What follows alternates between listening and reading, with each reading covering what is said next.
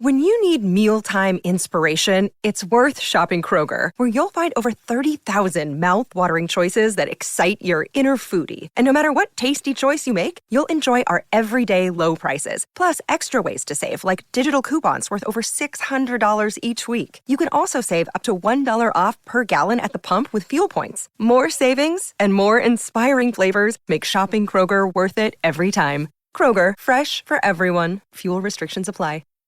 What is Cafe Mocha? Cafe Mocha is experts, celebrities. What's up? This is Belle Biv DeVoe. Yours truly, Idris Elba. This is Fantasia. This is In Vogue. This is India Ari. So much more. All from a woman's perspective. What flavor are you, baby? This is Cafe Mocha. The Cincinnati Black Music Walk of Fame opened last weekend. We were there live. We're taking you there. When you think about the birth and origin of black music, you might think about Detroit, Motown, Memphis for the blues, maybe DC for some go-go. What most people don't necessarily think about is Cincinnati. One woman is trying to change that. She spearheaded the Cincinnati Black Music Walk of Fame. We've got Alicia Reese on the line to talk about it. Welcome to Cafe Mocha. Thank you. Thank you so much for having me. I mentioned some cities where we know the birth and depth of the music there, but what kind of names come from Cincinnati when it comes to music? Well, we have a lot of names in different genres. We've got Bootsy Collins. Yeah. We've got the Isley Brothers. We've got Midnight Star, High Tech in the hip-hop area. We also have the king of doo-wop, who created the doo-wop sound, Otis Williams. We have in the gospel category, he played with the late Dr. James Cleveland. We have the late Dr. Charles Fold. So Wilbert Longmire, who's from here, was discovered by Nancy Wilson. Okay. She came here to play the music festival, discovered him, and he played with George Benson. We're the home of King Records, where James Brown recorded most of his biggest hits right here in Cincinnati. Okay. So we have a long history. L.A. Reid is from here, who was in a group called The Deal. We know who L.A. Reid is. Yes. A lot has come from here. He shaped R&B. He and Babyface shaped R&B in the 80s and 90s. A little group called The Deal. Yes. But, like we had Jimmy Jam and Terry Lewis and Morris Day on talking about the Minneapolis scene. We've seen tons of movies talking about the music scene in Detroit. Looking back 20 or 30 or 50 years ago, what was the vibe musically in Cincinnati? Was it like that where there were like these geniuses just in bars jamming? I think that we had a lot of that. We created, we were right there with, Cincinnati, Dayton, Ohio, Southwest Ohio. We had that funk sound. Mm-hmm. And even when you look back at history, Prince got done with a concert in a whole nother city and drove to Cincinnati to get in the recording studio here because we just had that funk sound. We created a lot of sounds. Right up the street in Hamilton, Ohio, you have Roger Troutman and the synthesizer sound that you hear a lot of. So, through his group Zap. So we created a lot of different sounds. Like I mentioned earlier, Otis Williams and the Charms is going back that far. He created the doo-wop sound, and that went on, across the country. So there's a lot of sounds that we created right here. High Tech on the hip-hop world, who's worked with Snoop Dogg, and one of Anderson .Paak's biggest hits, he has that High Tech sound.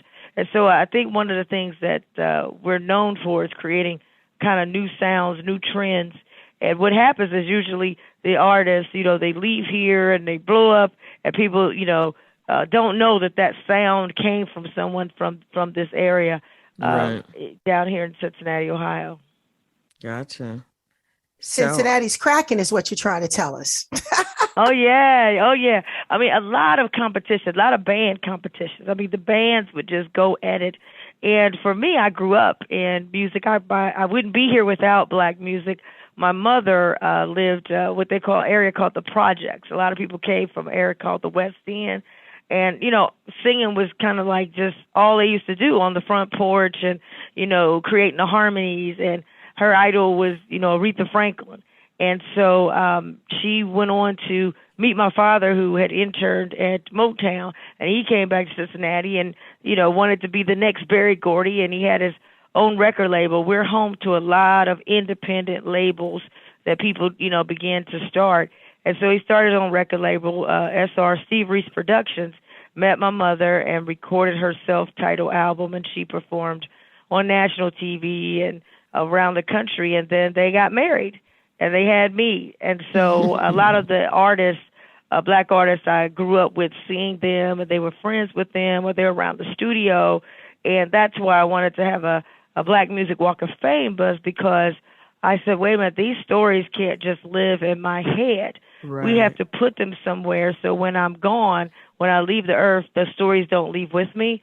They stay here, because these are people who had dreams and, were the diamonds in the rough and invested their own money and created new sounds. And I want other young people from this area to know that, hey, you can do it too, and here's their stories. And so we wanted to do it in a way that is a tourism attraction. Mm-hmm. I've been the deputy director of tourism for Ohio, and I've also been an elected official as a vice mayor, state representative, and now a county commissioner. But I wanted to leave something behind that's a tourist attraction, where the past meets the future through technology, with the interactive outdoor Black Music Walk of Fame park that would be free and located right on the Ohio River. Oh. And that's where we came for freedom. And that's where many blacks lived until they moved them out to the projects called the West End. And I wanted it to be right there. So we're right across the street from our NFL stadium, Paul Brown Stadium, where the Bengals play. We're right next to a new music facility called the Andrew Brady Music Center. Mm-hmm. And we're right in the Monday Night Football shot. So everybody has to see it, and everyone can be a part of it, but it just has, it's authentic, and it's a way for us to bring tourists from all over the world to come and learn and be a part of this history. What were some of the challenges of getting the Cincinnati Black Music Walk of Fame off the ground to honor these unsung artists? I know Penny Ford, and she is awesome. Yes, Penny Ford. I mean, a lot of people, they couldn't believe. They're like, Penny Ford's from Cincinnati. I'm like, yes. Penny Ford is our first female inductee to go in, and it's going to be built for 200 inductees, and we do 4 years, so we got over 50 years. The biggest thing, I think, was that it's just never been done before. That was the hardest thing. The second thing, there hadn't been anything in a permanent way honoring Black musicians, artists, songwriters, producers. And it's like, wait a minute. And we're doing it on the most prime piece of property, probably in Southwest Ohio. That's and then what I wanted love. To be. So whenever we watch Monday Night Football and the Bengals are playing, we're going to see the bits of the Walk of Fame? Yes, you'll see the Black Music Walk of Fame. We're prime time. Cafe Mocha, live from the Cincinnati Black Music Walk of Fame, a brand new interactive attraction that honors the great music makers of Cincinnati like Bootsy Collins. But it's also interactive, so you can dance to your favorite songs, learn more about the music makers. Joining me now is last year's inductee, Penny Ford. She sang I Got the Power by the group Snap, also sang for Soul to Soul and Climax. When did you start in the music business? I started out singing in church. Okay. At Koji Church of God in Christ. So churchy church. And then I went from that and I discovered a skating rink. Uh-oh. That's when I discovered Lincoln Wear and the music, and it all started to come together. And shortly after that, I discovered the band scene. Okay. Which Wilbert Longmire's daughter, Sharon, introduced me to the band members in town. And after that, I was stalking Midnight Star. I was 14, and they'd be like, "What are you doing at this club?" So they started calling me Penny Bopper. So they still to this day, they've shortened it to Bop. So I'm Bop. And somebody came behind me last year at the induction and said, "You bopped your way on?" up the ladder, didn't you? I was like, I've been bippity bopping. Well, what was it like being 14 and knowing at that young age that you wanted to sing? It was I was myopically focused. There was nothing else. Well, actually, at that age, I was still, my brain processes things in patterns. So I would learn like every note of every Chaka Khan record, every Al Jarreau record, I did deep dives into like the most complicated people and learned every aspect and nuance of their music. And then it became a search for Chaka Khan. I think we need to write that movie, Searching for Chaka Khan. Because that was it, girl. I would get in people's car and pop their music out and pop in some Chaka Khan, start explaining the lyrics to them. And people, it was ridiculous. I love it. Eventually I met her and worked with her for 20 years, and she's one of my best friends still to this day. That's beautiful. Myopic. She'd been here to Cincinnati. We got kicked out of an after hours here because they didn't believe. She wanted to go. And I was like, look, girl, I can't fight, so don't be up in here, And they didn't believe it was Chaka Khan, so they kicked us out. I was so happy. Wow. Somebody told them later. She talked about it in Ebony magazine, how she got kicked out of an after hours in Cincinnati. I was like, they don't play out of here. They don't play. They was like, they ain't no Chaka Khan. Get out. Cafe Mocha from the Cincinnati Black Music Walk of Fame. Penny Ford sang for Soul to Soul and Climax. One of her biggest claims to fame is the song I Got the Power. Just such a iconic song of the time. It is. And still, you hear it and it gets you going. It is. What was it like doing that and making such a hit record like that? I had no idea. Yeah. I sang for 3 days, and honestly, the worst stuff I ever sang on anything. I didn't write it down. Honestly, I told him, give me a bottle of champagne and turn on the mic. And I just sang anything. Because I just didn't think, nobody thought it was going to do anything. Even the German producers said when they finished the mix that they slapped 5 and said, we'll be lucky to make 10,000 off of this. So none of us knew that it was going to be a movement. And what it is now, it was the timing of the song came out when the wall was coming down, when the Gulf War was ending. It was like the theme song for Kuwait, for their liberation. And, people tell me all the time, my parents carried me across minefields to safety, and on the other side was that song. So it's incredible. It's a huge responsibility, but I understand the assignment. And as a footnote, as far as the power, it will be, and here's the segue, shameless plug. I don't need to plug it. It is going to be the theme song of the new Paw Patrol movie that's coming out in September. How nice. So I'm the queen of the toddler set now. You know what I'm saying? For that, right? They love this girl every time. Thank you, Jesus. That's all Hallelujah. I wanted to hear. Ain't he good? He's good. She got the power. Mm-hmm. What do you think about the growth musically here? I mean, with the Black Music Walk of Fame and. I think it's incredible. I think that, honestly, anytime you put black on anything, it becomes political. Yeah. So, you have to sidestep that. And all the people who don't want black folks to have nothing. You know what I mean? In this town, like we have a Underground Railroad Museum or whatever, but that mostly celebrates the abolitionists that helped the slaves across. They have a King Records exhibit at Hard Rock, and I might get in trouble for saying some of this stuff, but I mean, it's the truth. How you get in trouble for saying the truth? But at King, my father was head of A&R at King Records. That's how he met my mom, who was a singer here. But they have an exhibit of King Records over at the Hard Rock. But they mostly celebrate the Jewish man that owned the company, Sid Nathan, more so than the black people that made the music that come out of there. So this is incredible. It was needed. I respect Alicia Reese so much. She's my inspiration. Her and Beyonce. If I feel tired before I got to go on stage, I put on some Alicia Reese videos, and I put on a Beyonce, and I just gone out there. It's Cafe Mocha live from the Cincinnati Music Festival with Reggie and Vincent Calloway, the Calloway brothers. Okay, so my first time in Cincinnati. Uh-oh. Never been before. Let me know what's up.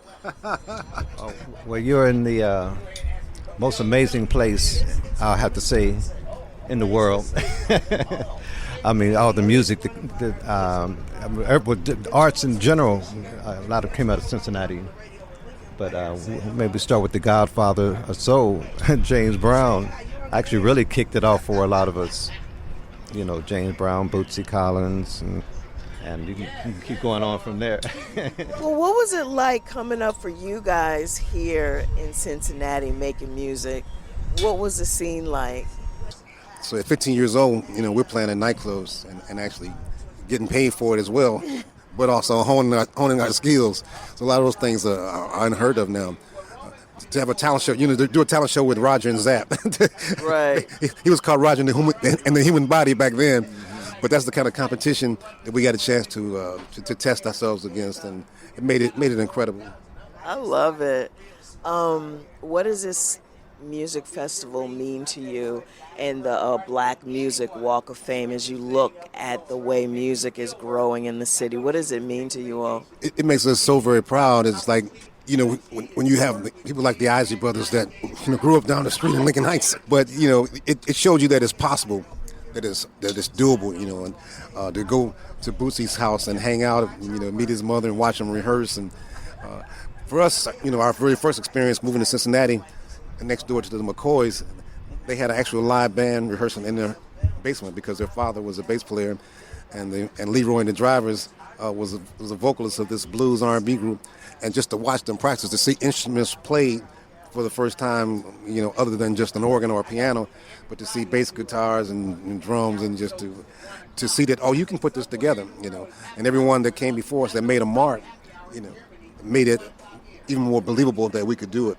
The Calloway brothers sang I Want to Be Rich and were in the band Midnight Star. The group was just inducted into the Cincinnati Black Music Walk of Fame. Cafe Mocha on the red carpet of the Cincinnati Black Music Walk of Fame with the president of Cincinnati's NAACP, Joe Mallory. So what do you think now that it's here in your city? Well, we're excited because there's nothing like this, you know, in our city. And to document the history of the Black contributions to the music industry is amazing. And this is a destination type of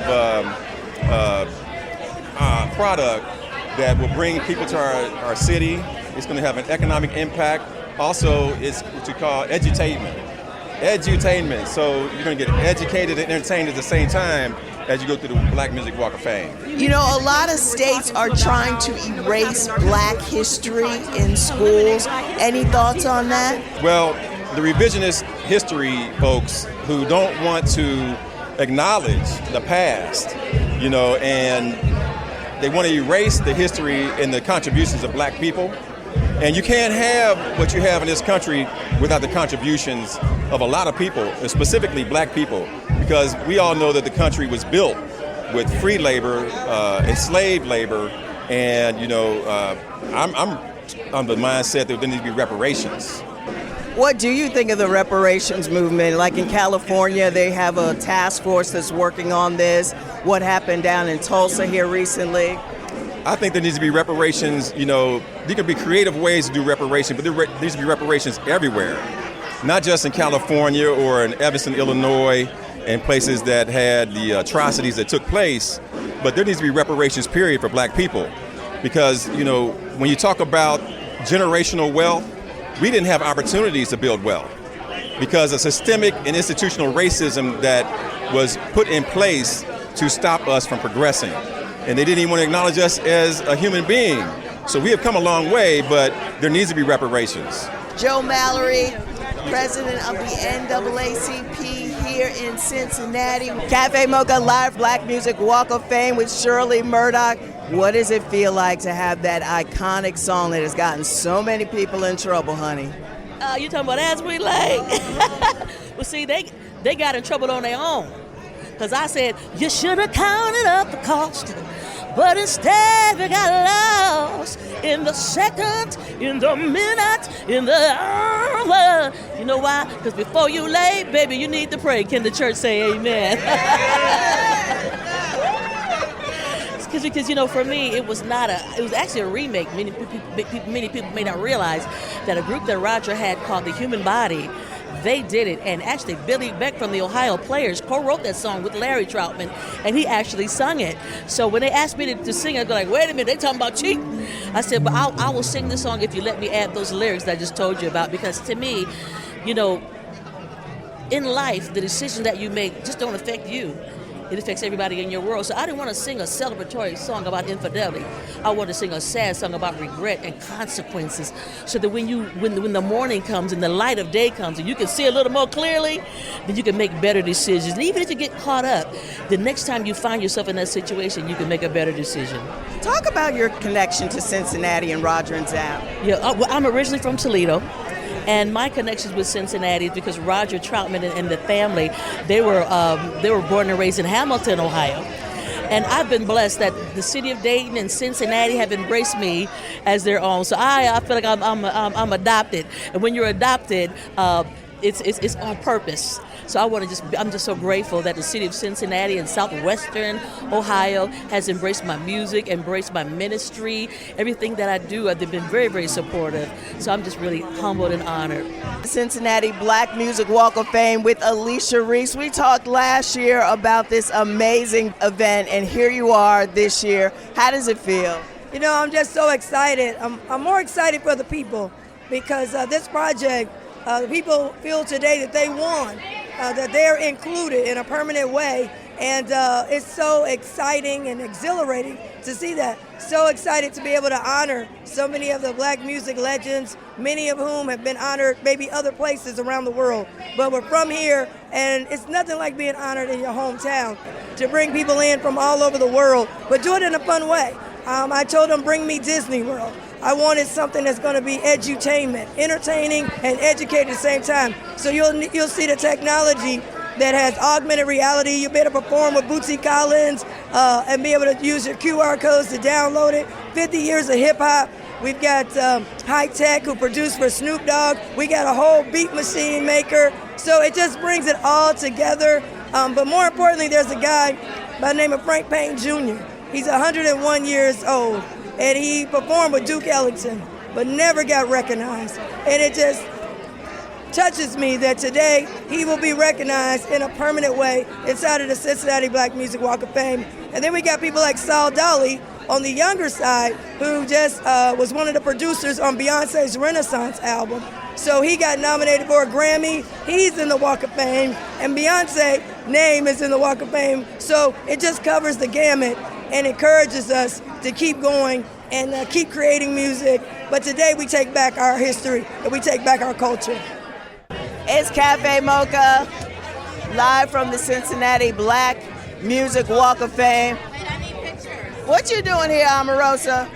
Oh my goodness, this is amazing. I remember doing my first interview with Cafe Mocha when you first started it. And now fast forward 12 years ago, and here I'm back.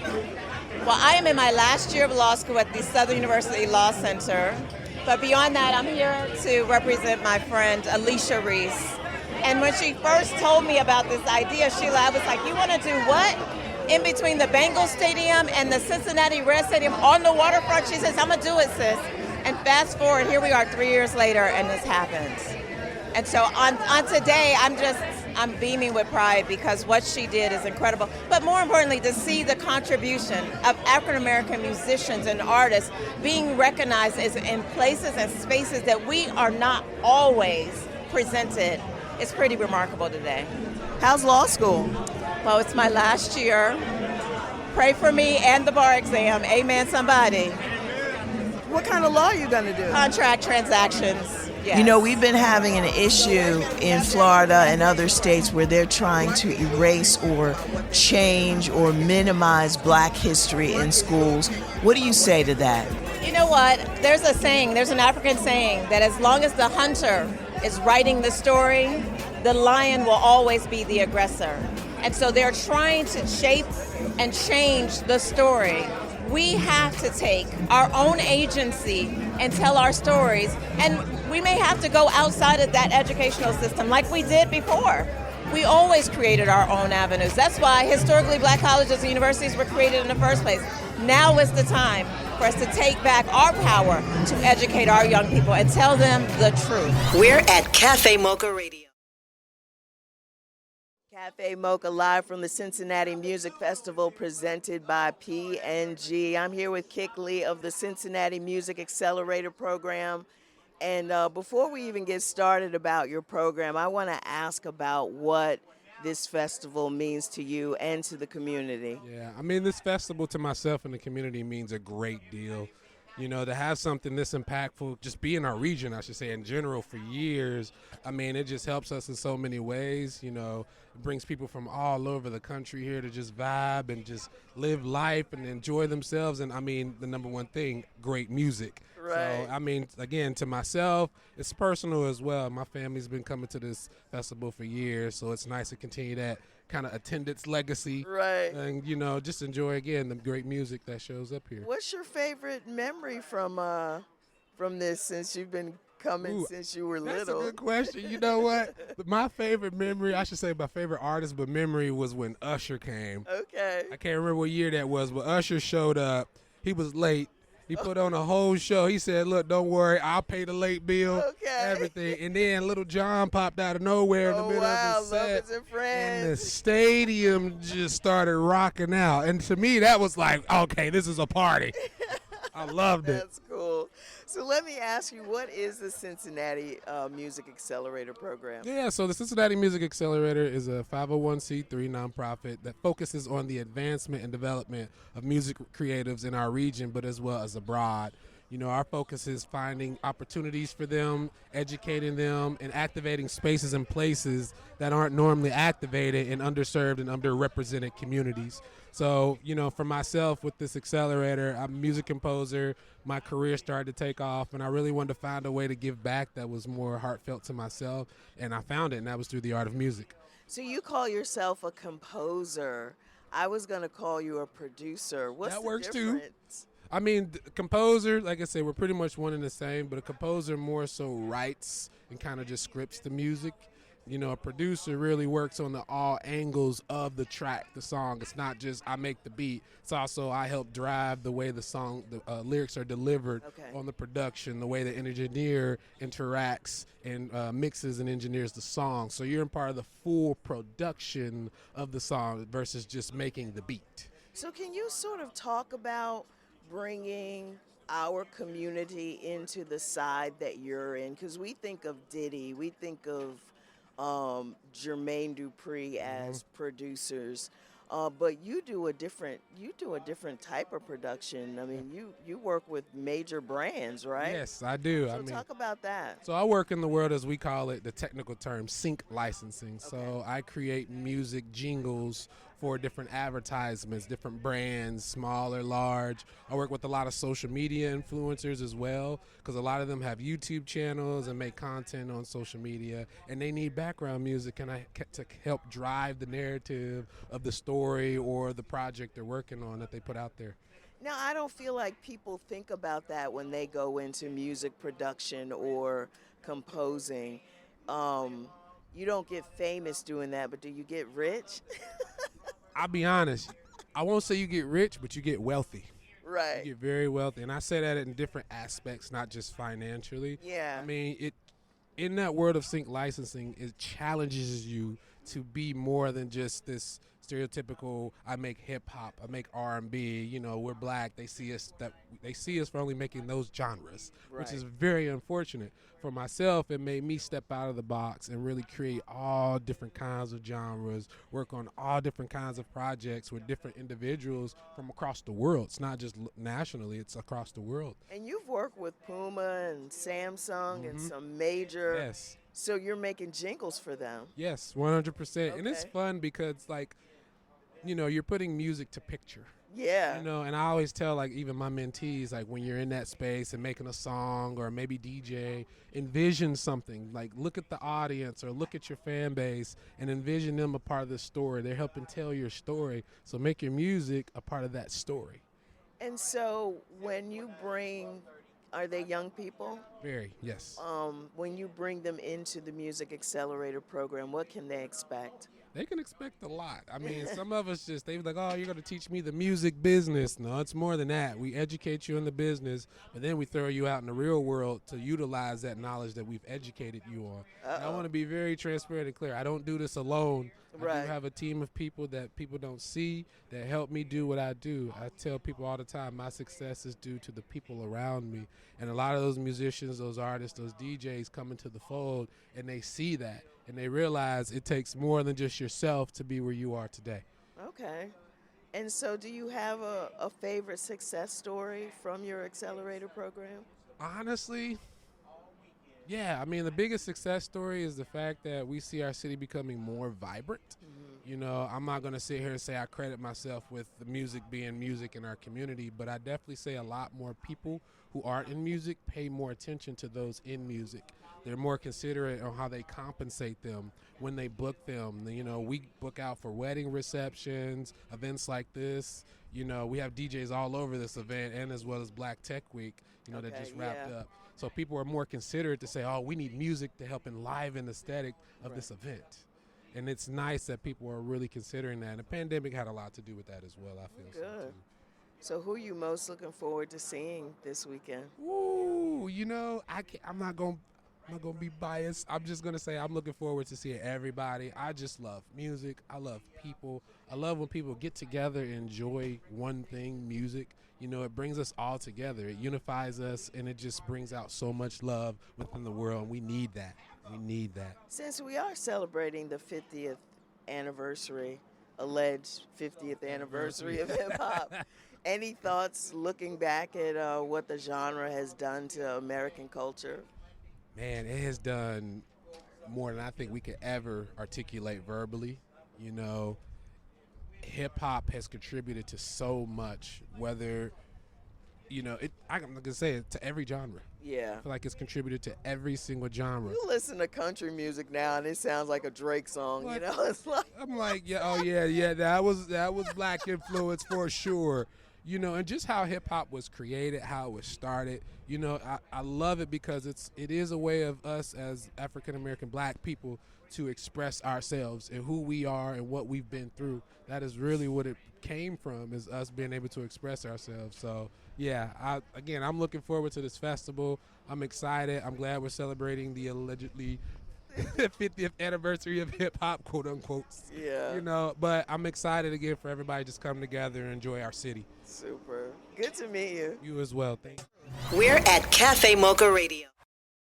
Cafe Mocha live from the Cincinnati Music Festival presented by P&G. I'm here with Darren Reedus, Cincinnati Regional Chamber and Minority Business Accelerator. So welcome. I'm in your city for the first time, Darren. Well, tell me this. What brings you out to the festival? Do you come every year? Is this a thing for you? I definitely come every year.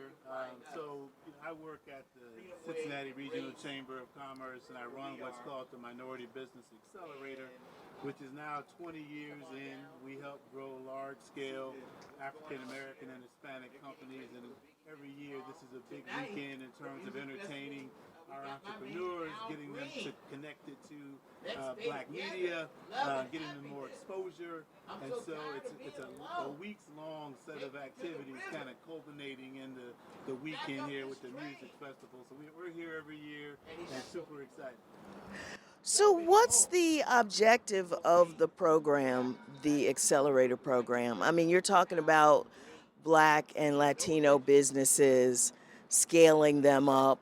What does that mean to you here in Cincinnati? Yeah, absolutely. So, as I mentioned, this is now in its 20th year, and for us, this started really, the genesis of it was after the unrest that took place here in Cincinnati way back in 2001, and this was one of the community's primary responses to how do we grow large scale. In fact, it started only with Black business owners. Okay. And so this was then and now trying to focus on the types of businesses that can do business in supply chains of big corporations. So how do we help more Black-owned businesses do business with Procter & Gamble, Fifth Third, Kroger, and all of our big corporations. So we talk about scaling them up.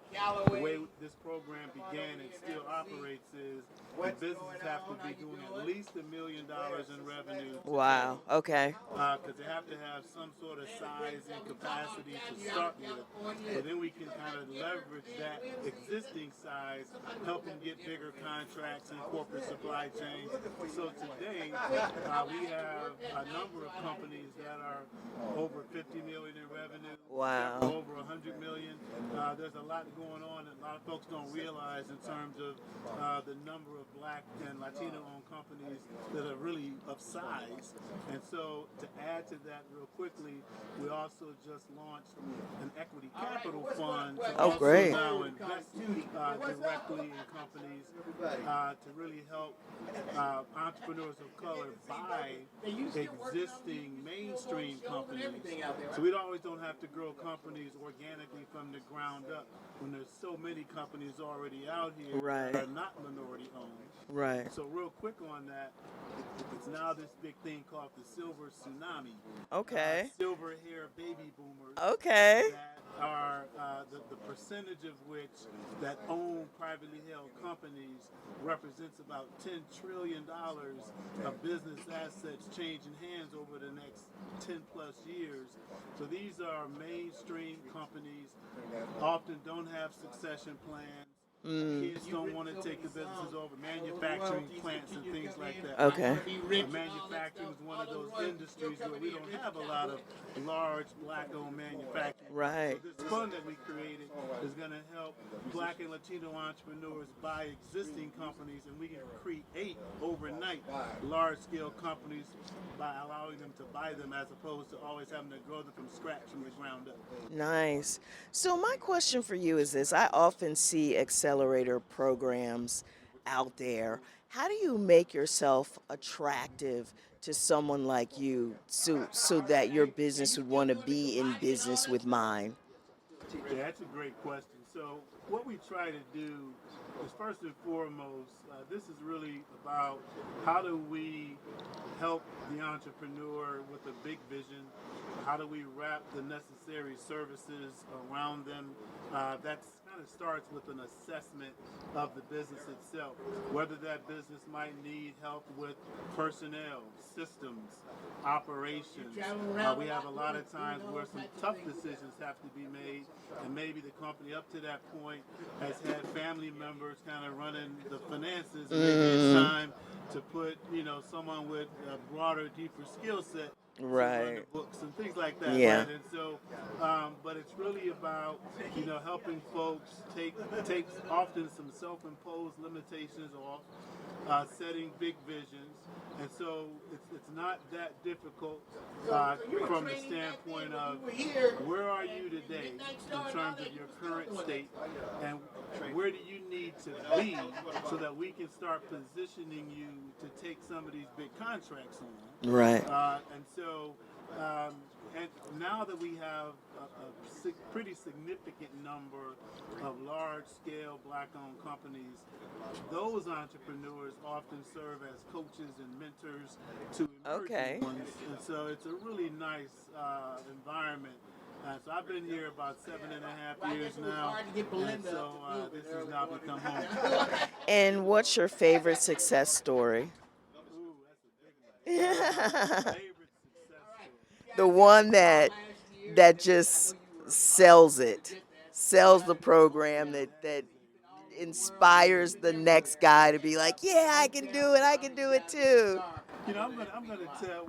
There's a lot, but I want to tell this one because it's one that often doesn't get the notoriety that it deserves. We have an entrepreneur, African American gentleman who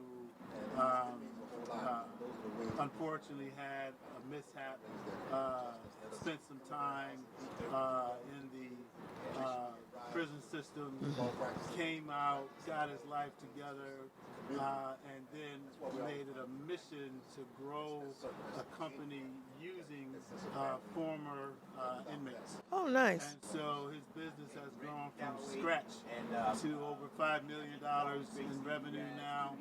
He employs over 150 120 people. Nice. They do an amazing job of, to my point about corporate contracts, so they do a lot of construction site cleanups. Mhm. So big construction jobs are happening.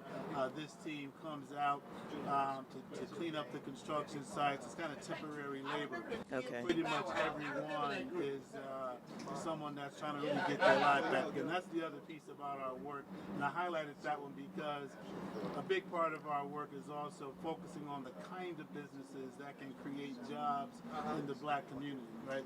And so, and that was just a fresh one because he's been doing so many good things. We have companies, now he's around 5 million or so in revenue today, but like I mentioned, we have some companies over 100 million, long-standing companies, either in the construction space.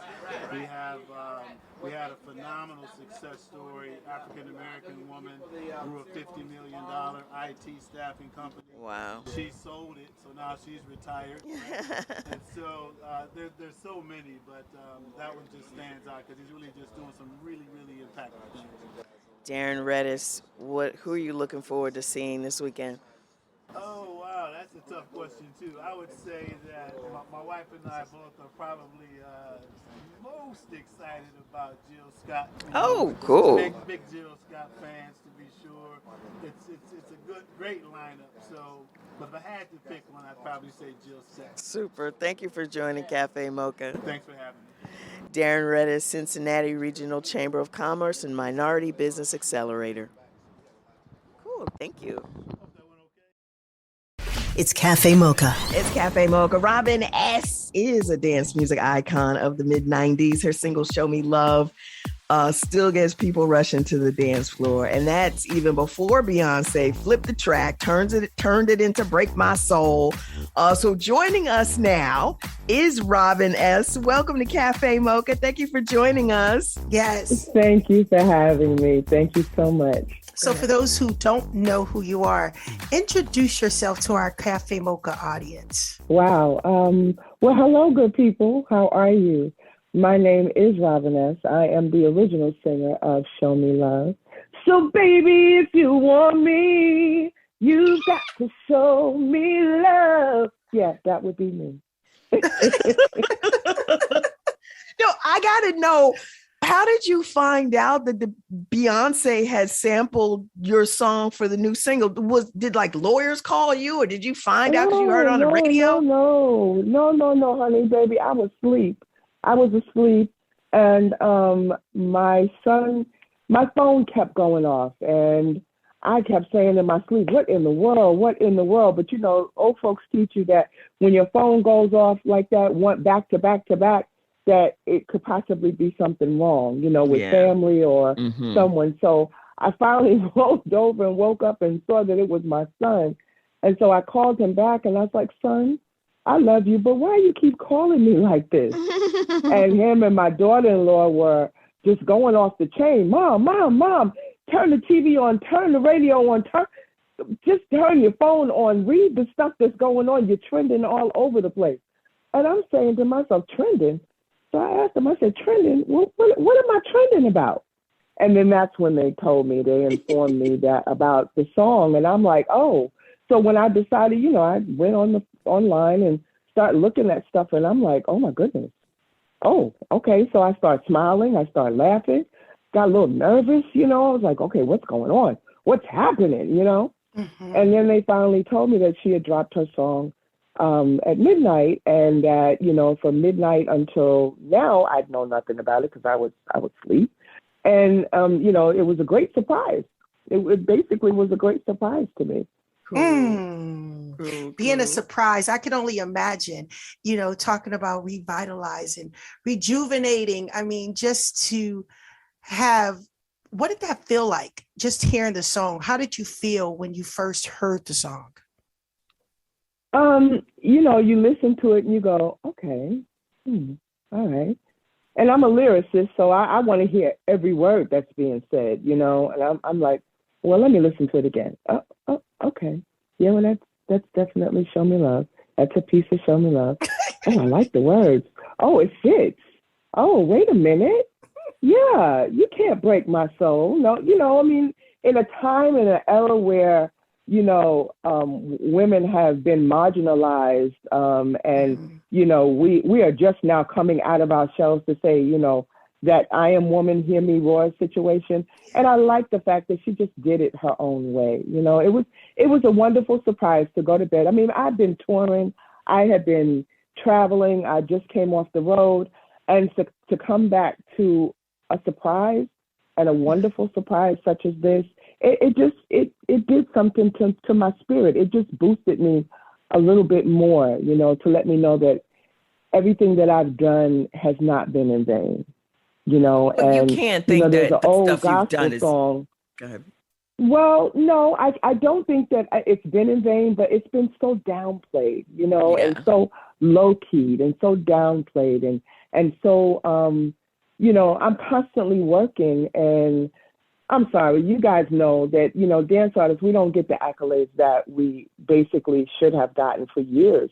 We've laid down foundations, but no one notices them until other artists so-called revives them. But meantime, we've been in the trenches working really, really hard, to just keep things going, and although I'm grateful, don't get me wrong. It's not that I'm not grateful. It's not that I'm not happy. It's a wonderful feeling to be giving your flowers while you're alive. Because most times people wait until you've transitioned and you're no longer here to want to give you your flowers. So that was the greatest gift ever. So like, don't get me wrong, but it's like, we've been in the trenches moving and shaking and shuffling and getting things done, and we've been performing and stuff. And so, I'm grateful and I'm thankful, because out of all the songs that she has access to listen to, that was a designed order by God. I firmly believe that, because there's too many songs out there that one could do as their first single, and hey, it's a Robinette song. Here's what I want to know.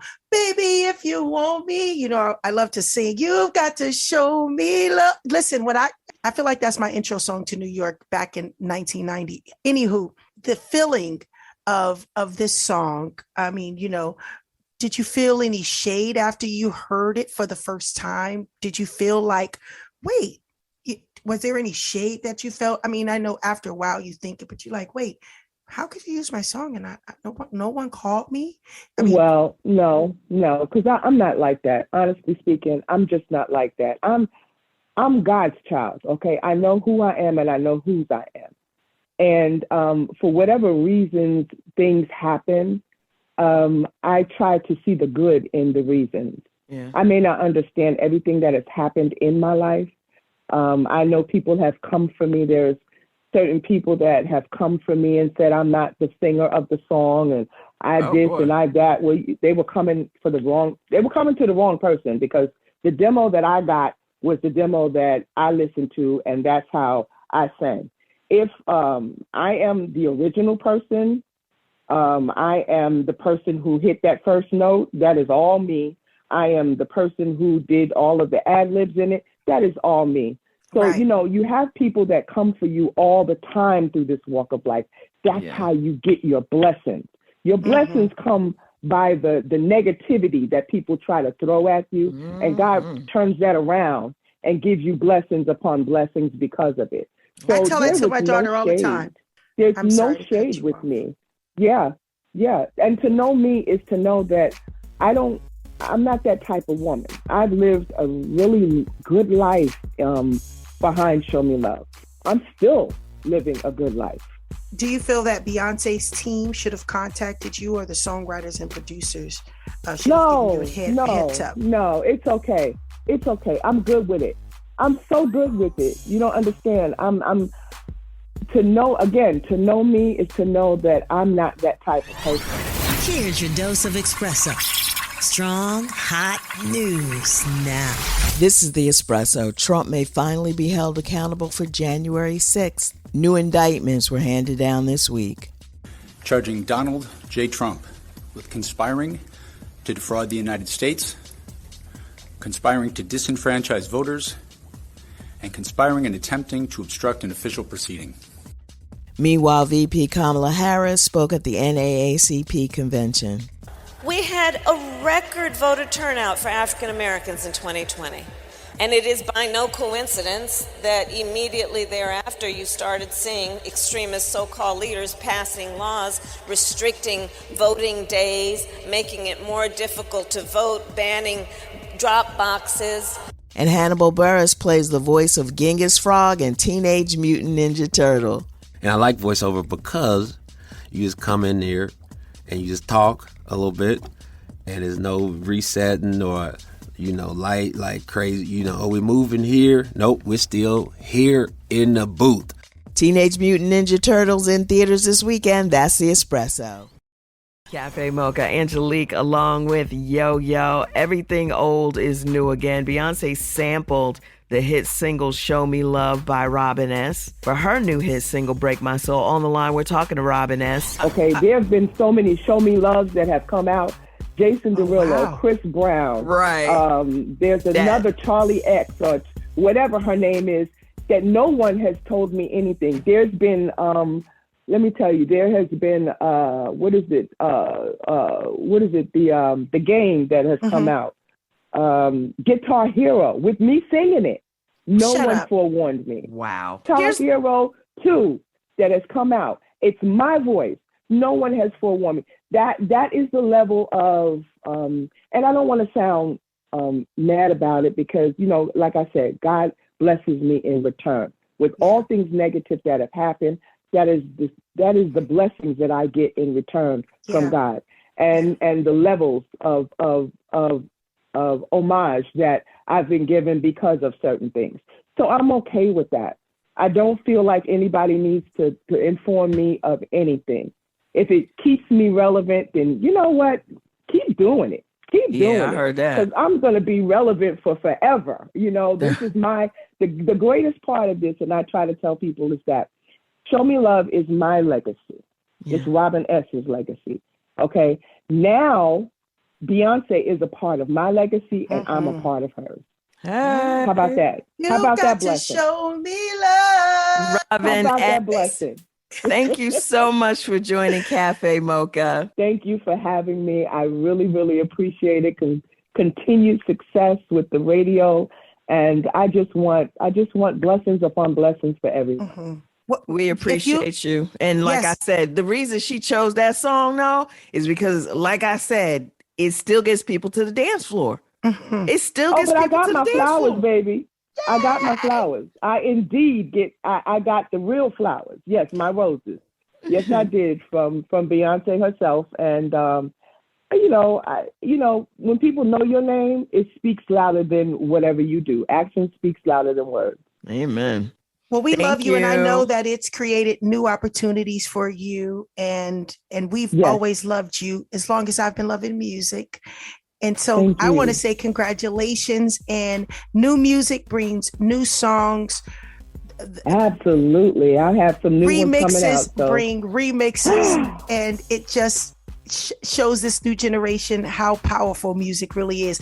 You want to hear more about Miss Robin Stone, or you got a song that you want to hear, make sure to hit us up on our Facebook, our Instagram, or our Twitter at Cafe Mocha Radio. We want to thank you. Thank you for having me. I love you guys. Love you. Bye-bye. Bye. It's Cafe Mocha on the line. Angelique, Lonnie Love, and Yo-Yo. And anybody that listens to this show regularly knows that Cafe Mocha Radio is dedicated to uplifting and inspiring. And our next guest is definitely an inspiration. On the line, we have Rod Johnson, co-founder of Black and Bold Specialty Beverages. Welcome, Rod. Thank you so much. Thanks for having me. My first question is, for all of us who haven't heard of the brand, what is Black and Bold?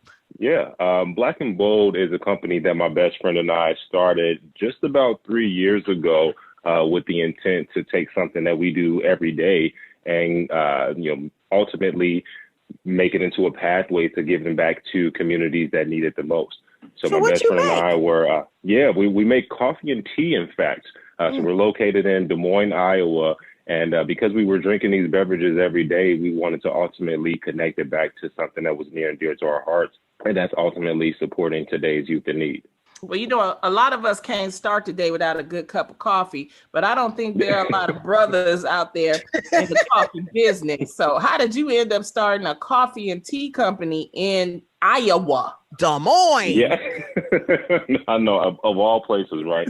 Well, really, we were just over-enthusiastic consumers in our respective corporate careers. We spent a lot of time in coffee shops, entertaining clients and otherwise, and really just fell in love with the coffee shop culture, but quickly realized that there was a lack of representation. So we got the bold idea to see what it would be like to be on the other side of the counter.